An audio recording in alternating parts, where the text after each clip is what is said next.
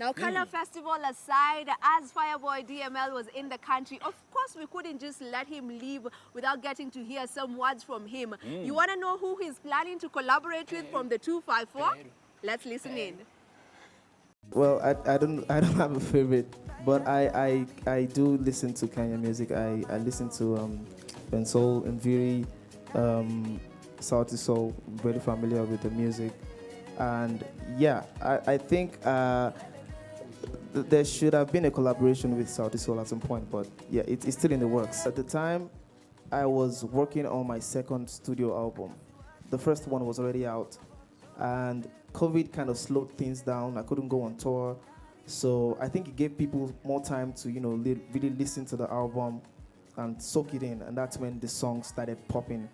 And I wouldn't say I'm grateful for COVID, but but yeah, apart from that, it gave me a lot of creative time to really work on the kind of introspective music I really wanted to make, from the Apollo album. And I'm really grateful for the time and attention and that I really had to make that album. Honestly, up until recently, my favorite performances have been in the United States in my just concluded tour in February. But I have enjoyed East Africa a lot. So I really had a great time in Tanzania. I've performed there like maybe 3 times, and every time I've always had an amazing time because it's an amazing place, amazing people.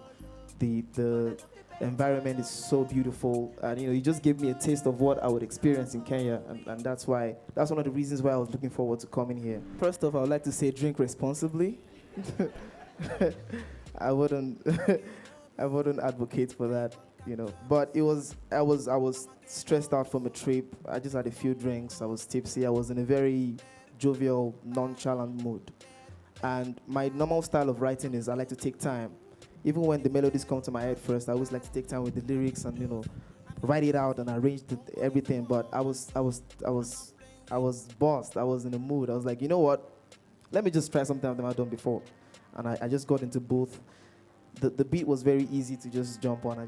45 minutes, I was done, and that's how I made it. I wanted to actually touch up on the song, later on, but Olamide told me not to touch the song, to just drop it like that, and I'm glad I did.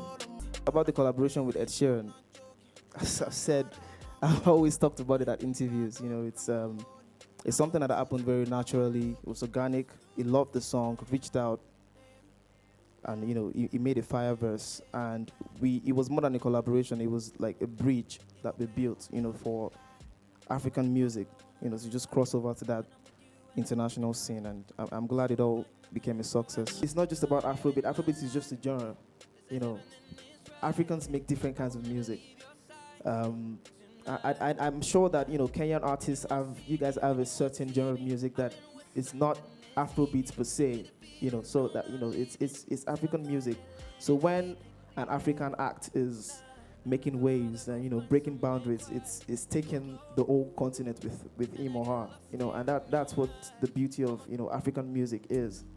And I'm just really glad to be part of a generation where all this is coming to pass. We have artists breaking boundaries, smashing the Billboard, attending the Grammys, getting nominated, stuff like that. It just makes me happy, and I'm glad that it all started from my generation.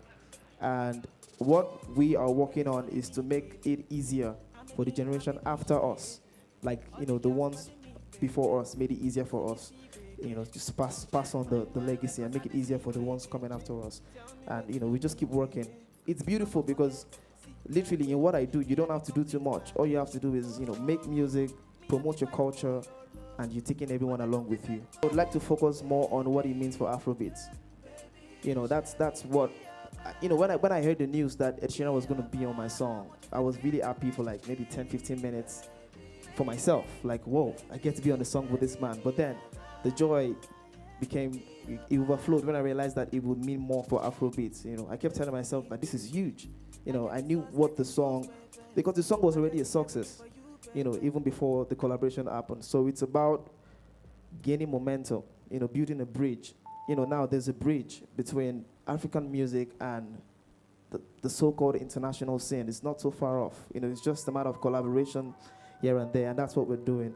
So I would say what it means for Afrobeats is we are building momentum on what Afrobeats is going to be in the next 5 years. We're already seeing it now. I'm just really glad it came through me and my song. First off, I would like to thank the media houses, everyone who took the time to come here today, on formal events, for putting all this together. Everything that has a beginning definitely must have an end, and this is where we put a cap on today's show. Absolutely, man. I want to send a big shout out to everyone who is tuned in. Man, kila mtu yani hadi wewe una watch. Ama ni aje, yeah? And by the way, Mulamua.